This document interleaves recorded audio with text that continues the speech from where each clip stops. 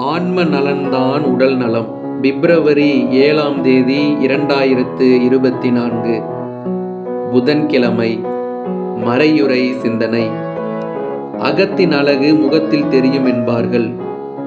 நம் உள் உறுப்பின் ஆரோக்கியம் நமது முகத்தில் தெரியும். அதேபோல் ஆன்மாவின் ஆரோக்கியம் நமது உடல் சார்ந்த செயல்களில் வெளிப்படும். பிறரை பார்த்து நீங்க நல்லா இருக்கீங்களா என கேட்பதும் அவரை பற்றி விசாரிப்பதும் நன்று. ஆனால் அதனினும் மேலானது நாம் நம்மை பார்த்து ஒவ்வொரு நாளும் என் ஆன்மா மற்றும் உடல் அளவில் ஆரோக்கியமாக இருக்கின்றேனா என்று கேட்பது.